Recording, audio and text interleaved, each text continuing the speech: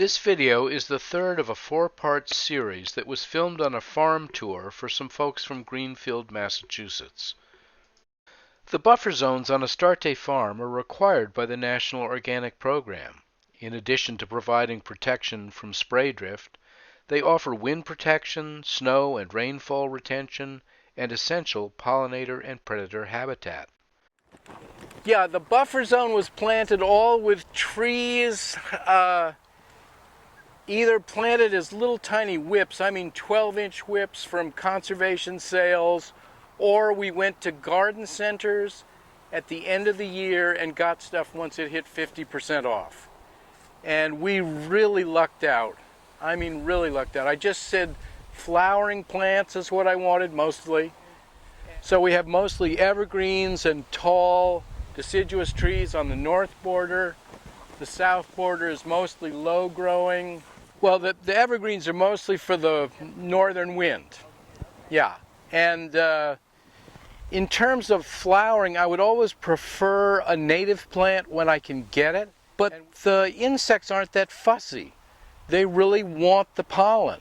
So we don't limit ourselves only to natives. And no, this was some of the first whips that we planted right here, and this was planted north-south to protect the new propagation house from the tremendous west wind that wants to blow up this field. And again, this was just conservation trees. So this heavy-duty plastic here is silage plastic. This is a new process. I guess we've been using it for about 3 years.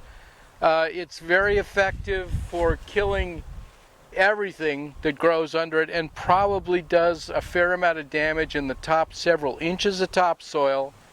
But when we have a problem area, that's sort of our go-to for tillage.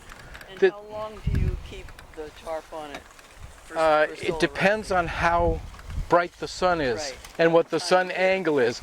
As short as 2 weeks and as long as 6 months. Okay. And this would be like if you had a weed infestation? Yes, exactly. And you'll see some of that out here, I can assure you. And so this pile is what we call occultation strips. This is the woven ground cover. It lets water through it. It lets oxygen through it.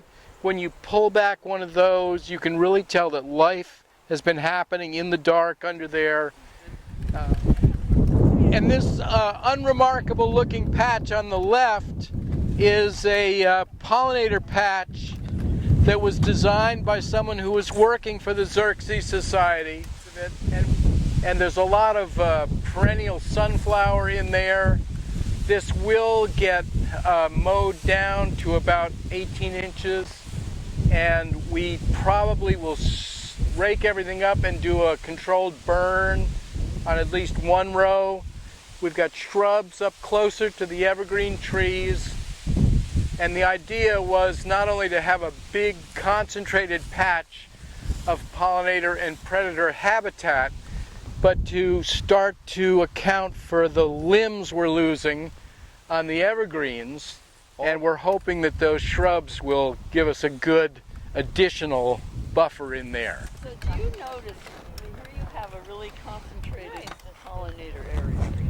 Do you notice like pollination differences between things that are close to it? Not dramatically, and I think that has something to do with the amount of flowering shrubs we've been able to sprinkle around the farm. And again, I wish I could say I thought this all the way through, but it's dumb luck where some of the shrubs would end up on the north border, some would end up on the south border. The south border is actually slower because it's in the shade of those short trees over there. And then you have insects traveling back and forth across your field looking for the next snack. And twigs are a very nice thing to have on your farm. Yeah. All of those hollow stems, nesting sites. I should have shown you up on the beetle bank. We've put old pieces of log up there because any kind of rotten wood is just excellent for pollinator and predator habitat. This last shot shows a fallen volunteer sunflower. Having provided pollen for bees and beneficials, seeds for birds and future volunteers, it now surrenders its gift of nutrients back into the soil. Thanks for watching. Questions and comments are welcome. Catch you next time.